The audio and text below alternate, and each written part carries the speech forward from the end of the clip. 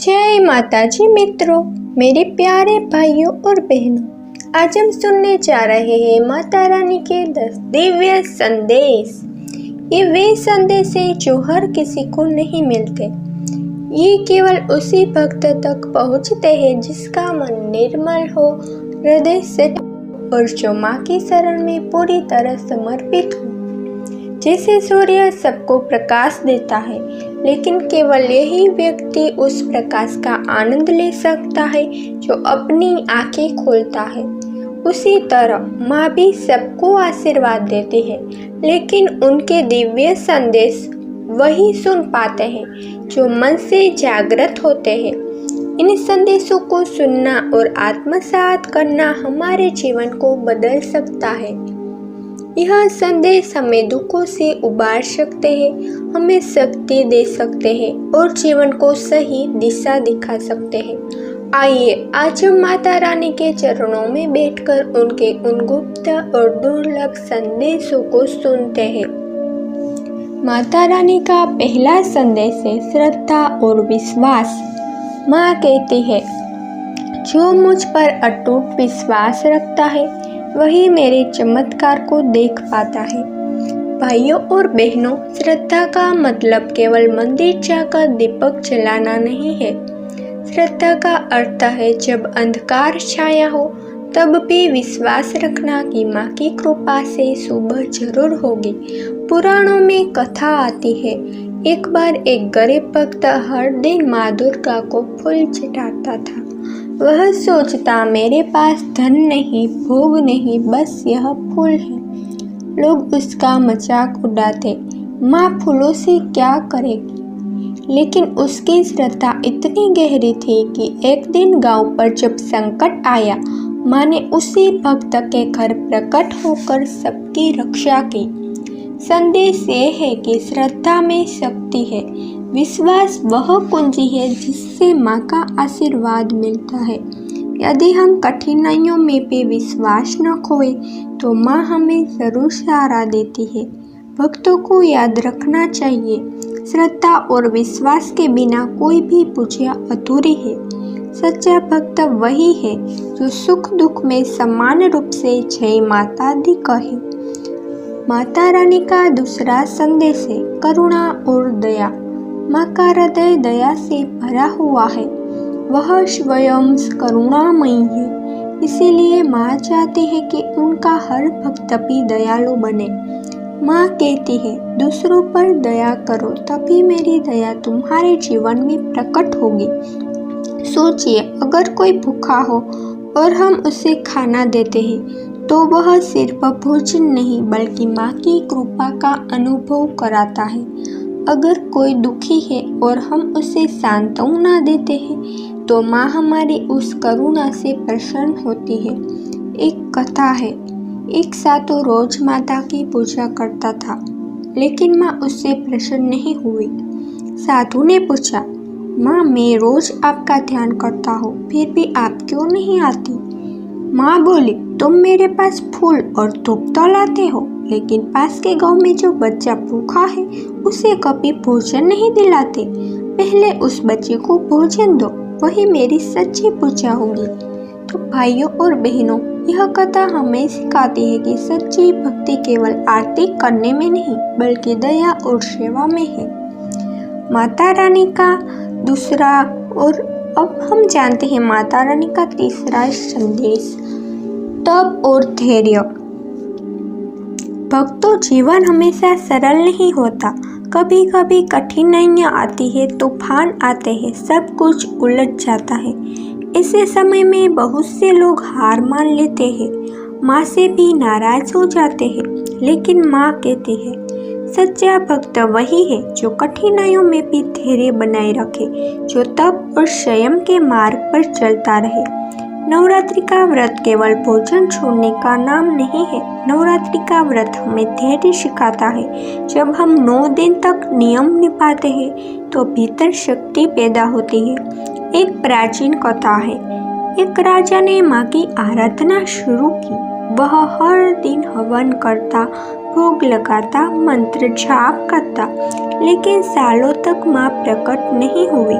फिर भी राजा ने तप और धैर्य नहीं छोड़ा। अंत में माँ प्रकट हुई और बोली, तुम्हारा धैर्य ही तुम्हारी सबसे बड़ी भक्ति है। तो भाइयों और बहनों, धैर्य के बिना भक्ति अधूरी है। तप और संयम से ही माँ की कृपा मिलती है। तो दोस्तों, माता रानी का चौथा संदेश है निस्वार्थ सेवा। माँ कहती है, जो सेवा करेगा वही मेरे चरणों तक पहुँचेगा। सेवा केवल मंदिर में झाड़ू लगाने या भोग लगाने तक सीमित नहीं है। सेवा हर जगह है, घर में, समाज में, जरूरतमंद की मदद में। एक साधक हर दिन मंदिर जाकर घंटों तक जप करता, लेकिन जब गांव का तालाब सूख गया और लोग पानी के लिए परेशान हुए तो उसने किसी की मदद नहीं की। माँ ने स्वप्न में आकर कहा, तुम्हारी पूजा अधूरी है। जब तक तुम दूसरों की सेवा नहीं करोगे तब तक मैं प्रसन्न नहीं होगी। फिर वही साधक रोज तालाब की खुदाई करने लगा। गांव में पानी आया और माँ स्वयं प्रकट होकर आशीर्वाद देने आई।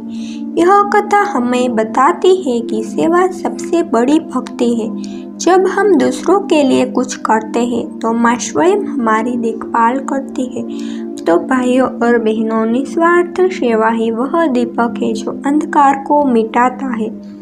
तो दोस्तों, माता रानी का पांचवा संदेश है सत्य और धर्म।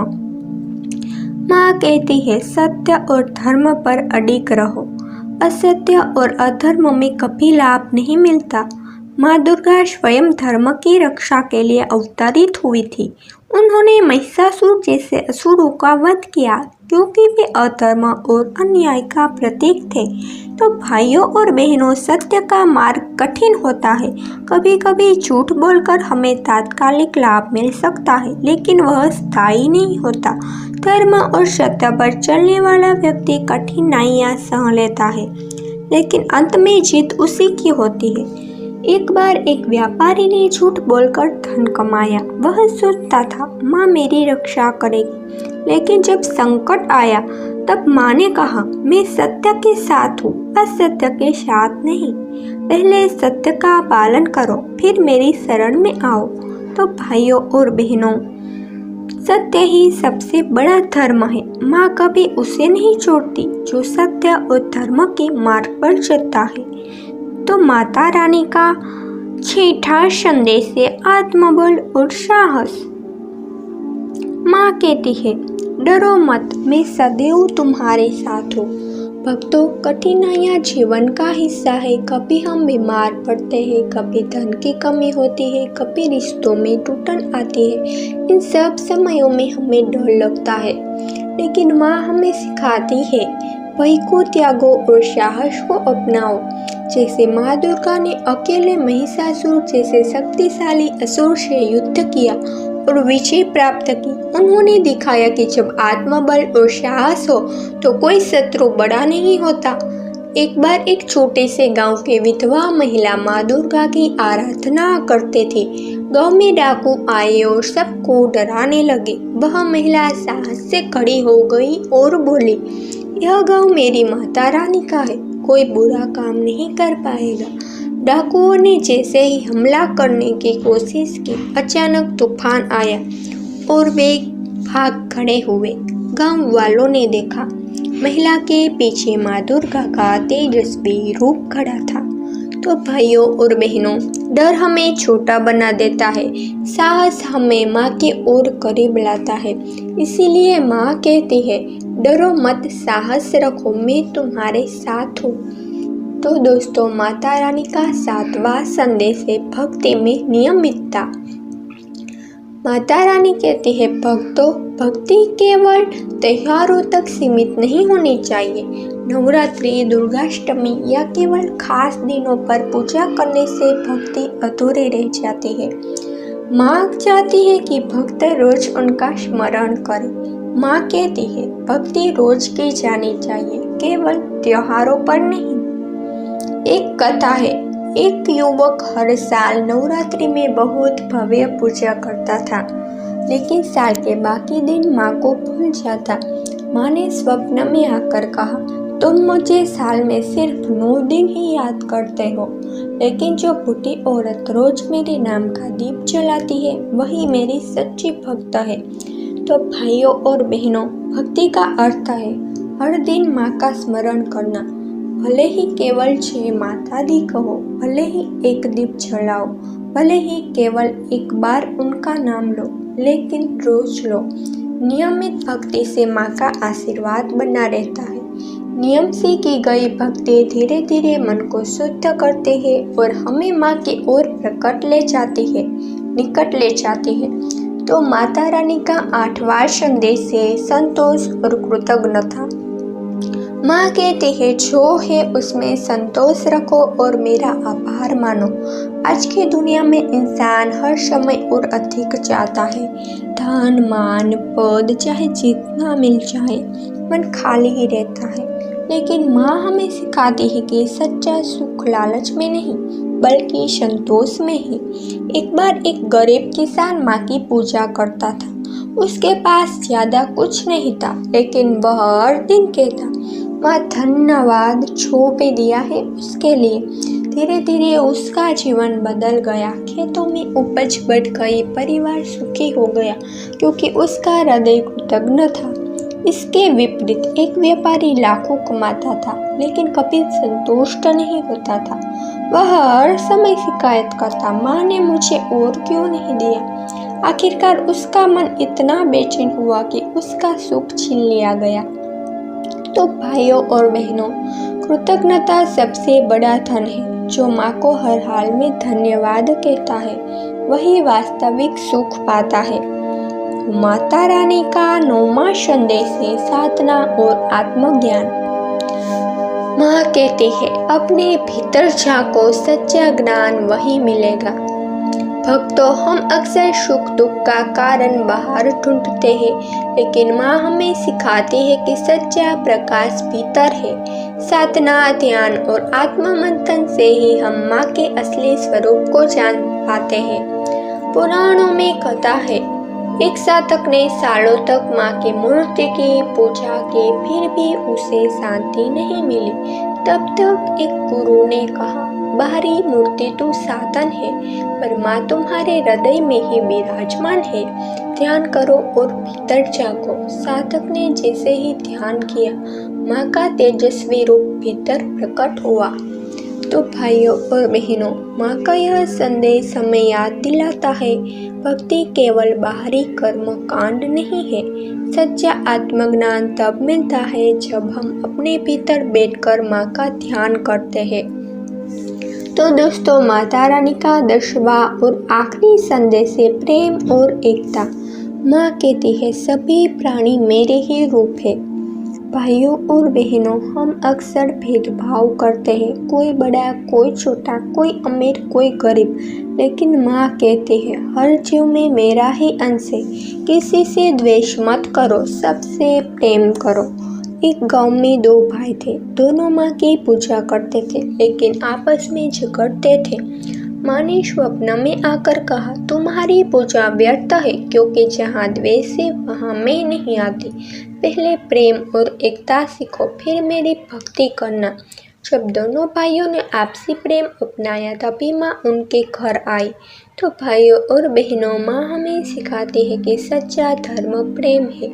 अगर हम एक दूसरे से प्रेम करेंगे, भाईचारे से रहेंगे, तो माँ की कृपा स्वतः बरसेगी। मेरे प्यारे भाइयों और बहनों, आज हमने सुने माँ के 10 दिव्य संदेश, श्रद्धा और विश्वास, करुणा और दया, तप और धैर्य, निस्वार्थ सेवा, सत्य और धर्म का पालन, आत्मबल और साहस, भक्ति में नियमितता, संतोष और कृतज्ञता, साधना और आत्मज्ञान, प्रेम और एकता। ये संदेश केवल कहानियाँ नहीं है, ये जीवन का मार्गदर्शन है। यदि हम इन 10 संदेशों को अपने जीवन में उतार लें तो कोई दुख हमें गिरा नहीं सकता, कोई अंधकार हमें घेर नहीं सकता। माँ हमें सदैव देख रही है, हमारे हर कार्य पर उनकी नज़र है। बस ज़रूरत है श्रद्धा, सेवा और प्रेम की। तो आओ आज प्रतिज्ञा करें, हम माँ के इन दिव्य संदेशों को अपने जीवन में उतारेंगे। हम श्रद्धा रखेंगे, दया करेंगे, सत्य का पालन करेंगे और सबसे और सब में माँ का रूप देखेंगे। जय माता रानी। तो दोस्तों, ऐसे ही भक्ति भरे वीडियो देखने के लिए हमारे चैनल को सब्सक्राइब करना ना भूलें। मिलते हैं दोस्तों अगले वीडियो में।